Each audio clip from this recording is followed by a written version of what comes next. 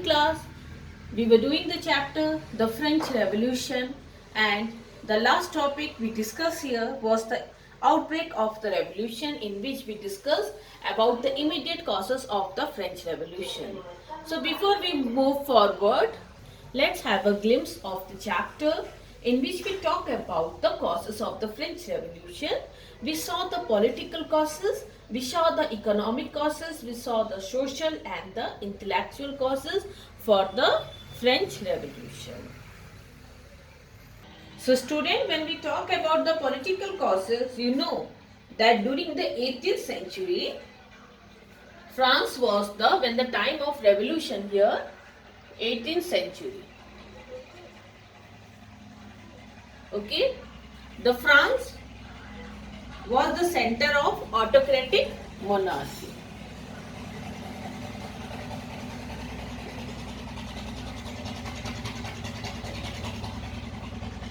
You can see the kingdom, it was ruled by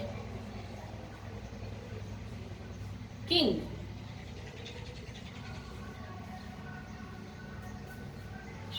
So this French monarchs, okay, or the king, they had unlimited power.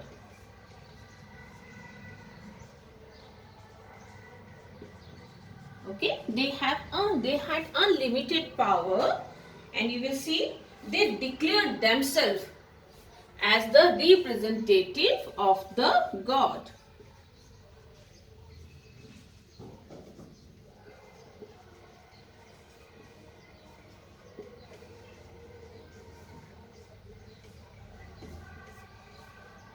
So you know, when we read about the intellectual causes, we saw a person, a philosopher was the John Locke,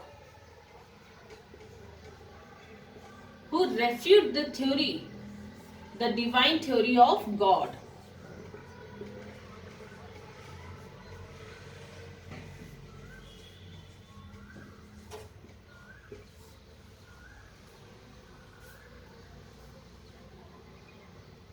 So when we talk about Louis XIV, okay, here you will see the three important kings during this time period. Louis XIV, Louis XV, and at the time of revolution it was Louis XVI.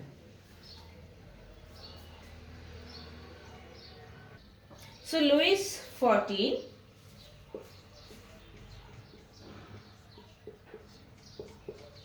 he was the exponent of this view of a divine theory of God. So if we talk about this monarch, the French monarch, they engaged themselves in luxurious and extravagances at the royal court of Versailles. They enjoy unlimited power. So when we talk about these monarchs, they led luxurious life, and if we talk about the expenses for extravagance, okay, so you will see at the royal court of Versailles.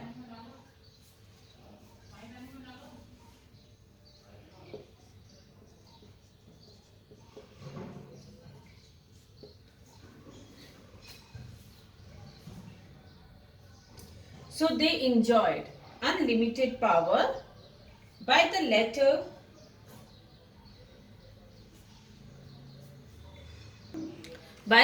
decreed or the rule or the decree, okay. You can see they arrested any person at any time, okay. Arrested any person at any time. So they use unlimited power, they have unlimited power. So you will see they paid no attention towards their subjects, okay. And then if we talk about Louis XIV, he was a powerful monarch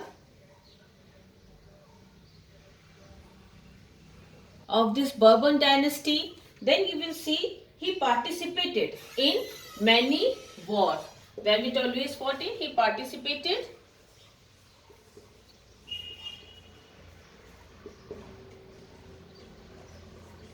in many wars.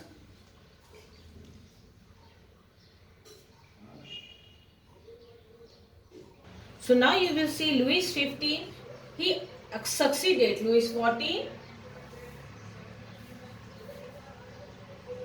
And when we talk about the policy, his defective foreign policy, it weakened the economic condition of the France. You will see Louis XV fought the 7-year war against the England. Okay. So here you will see his defective foreign policy.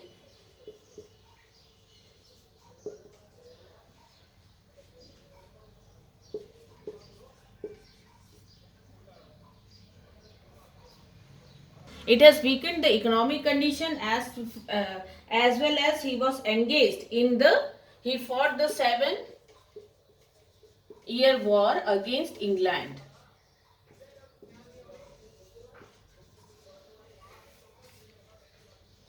Which brought nothing for France. So you will see France became bankrupt due to the over expenditure in war as well as in luxury. So here France, it became bankrupt due to war and their luxury life.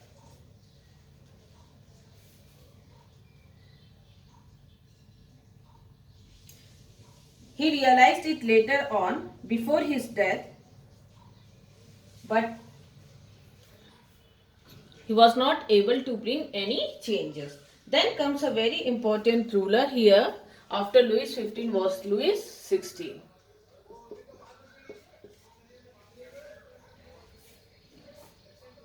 He ascended the throne of France, and during that period the economic condition of France was already weak.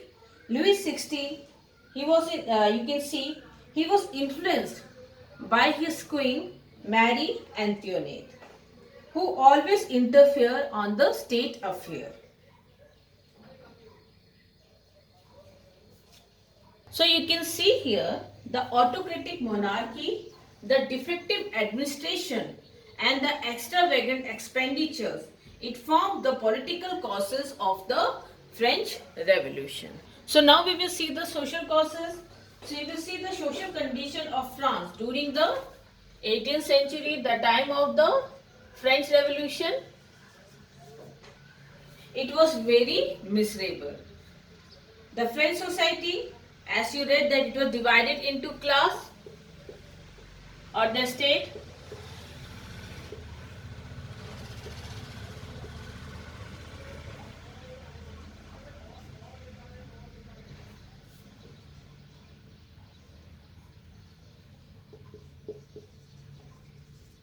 So you will see that it was divided into class, the clergy, the noble and the common people. So when we talk about the clergy, he belonged to the first estate. You will see they occupied the top positions in the society. They managed the church, monasteries and educational institution of France. Okay, so they were at the top of the top position at the society, and they used to manage the church, the monastery and the educational institutions of France. And here these two classes, they are what? They are the privileged classes.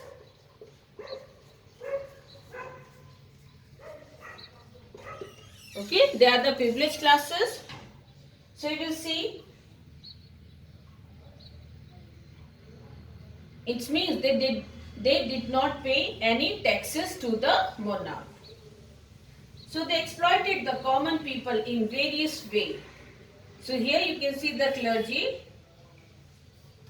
They lived in the midst of luxurious and extravagance. And when we talk about the common people, they had a strong hatred toward the clergy,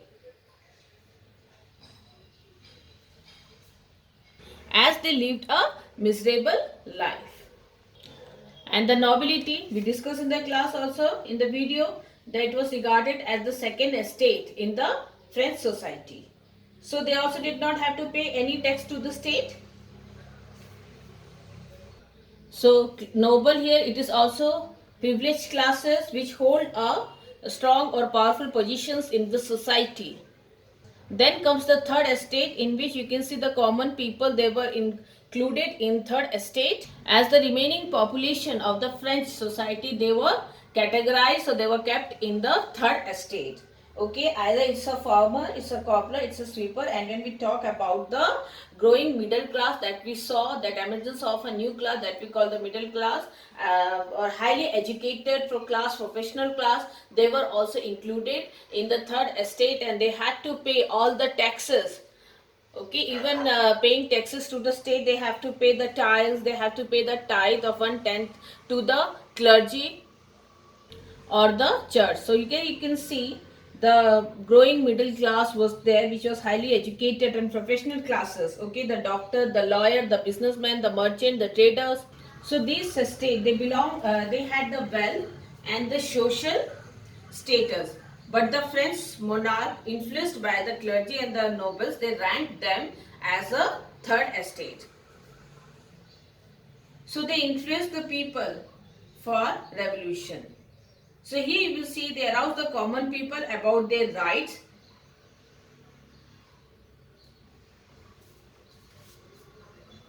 So that was the social structure of the society, and now we will see the economic causes of the French Revolution. So the economic condition of France, it formed another cause for the outbreak of the French Revolution. When we talk about the economic condition of France, it became poor due to the foreign war of Louis XIV, you can see, and the 7-year war of Louis XV, and other expensive war during the time period of Louis XVI. So here you can see engaged in war, or took participation in war by Louis XIV, 15, and you will see Louis XVI.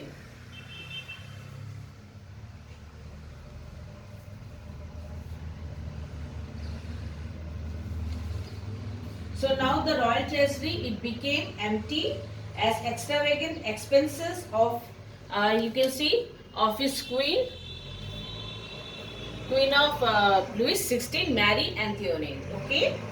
So to get rid of the condition, Louis XVI, he appointed Turgot, okay, as his finance minister. So Turgot, he tried to minimize the expenditures of the royal court. He also advised the king to impose the taxes on every classes of the society. Okay, so he advised the king to impose taxes on every class of the society. Okay, but due to the interference of Marie Antoinette, Louis XVI, he dismissed Turgot. Okay, then here you will see, then came Necker.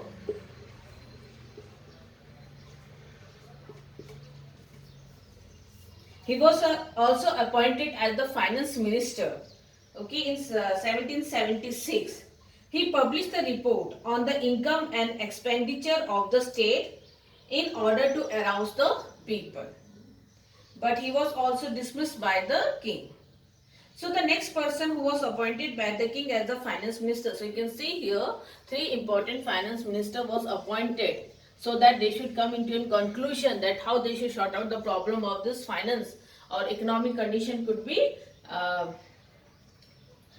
reformed. Okay, so here you will see who was appointed by the king as the finance minister. He adopted the policy of, you can see, borrowing. So the third finance minister, he adopted the policy of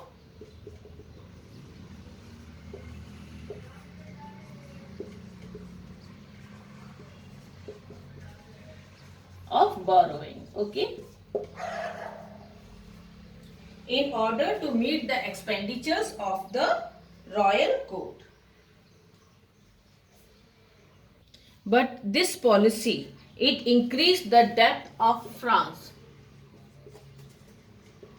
It increased the debt, okay, of France from 3 billion to 6 billion francs only in 3 years, okay. Then again the finance minister Calonne, he proposed to impose taxes on all the classes, but he was dismissed by the king.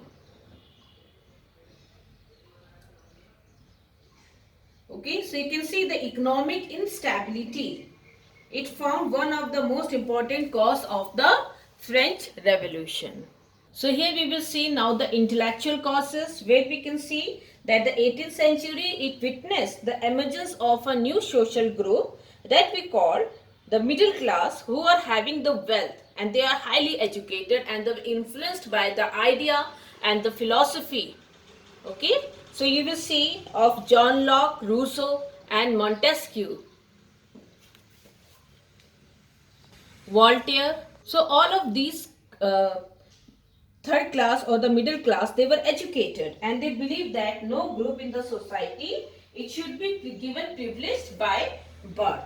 Rather, a person should hold the social position on the basis of his merit, okay, or his ability or capability. So this idea, it envisaging a society which was based on freedom and equal law and the opportunity to be given to all. Okay, it was which were put forward by the philosopher here, the John Locke and Rousseau.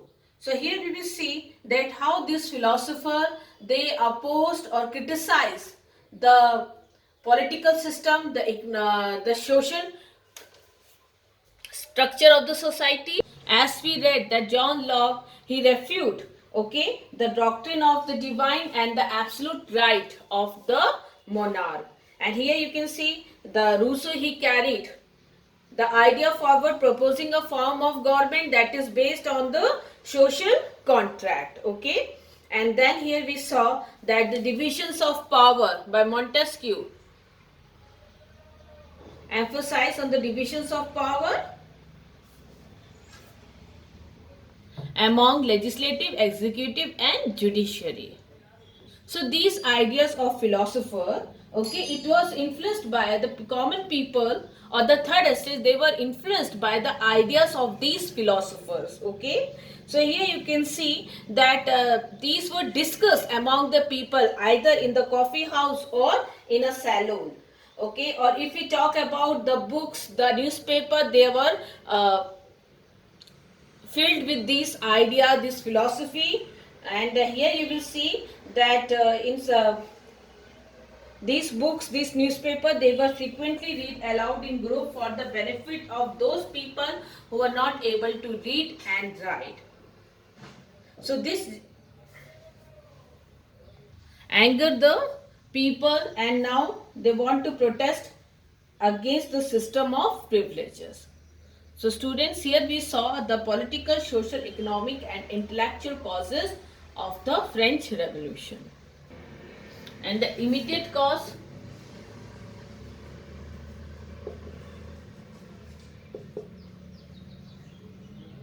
was the Estate General meeting.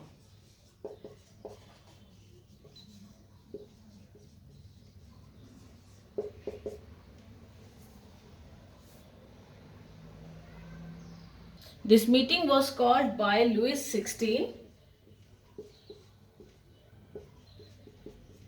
so that he could pass the proposal, okay, to increase the taxes.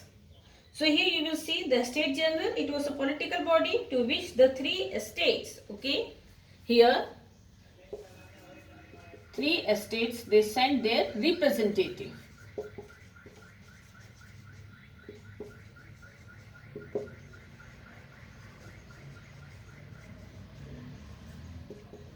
So these three estates, they sent their representatives. And when we talk about on the date May 5th, 1789, Louis XVI called together an assembly of the States General to pass the proposal for new taxes. So you will see that the first and the second estate, they sent 300 representatives each, who were seated in row facing each other on two sides. while you will see the 600 members of the third estate. Okay, they had to stand at the back. The third estate, if we talk about the third estate, they were represented by now the most prosperous and the educated class. So you will see the peasant, artisans and women, they were denied to enter to the assembly. And here you will see that now this time the voting in the state general has been conducted according to the principle that each state has one vote. Okay, so but the members of the third estates, they demanded that now the voting be conducted by the assembly as a whole, where each member would have one vote. So this was one of the democratic principle that was put forward by philosopher like Rousseau in his book The Social Contract. When the king he rejected his proposal, the member of the third estate, they walked out. And here you can see that on 20th June they assembled in the hall of an indoor tennis court in the ground of Versailles. They declared themselves as a national assembly, and they swore not to disperse till they had drafted a constitution for France that would limit the power of this monarch. So this was the immediate cause for the French Revolution. So students, today we discuss about all the causes for the French Revolution.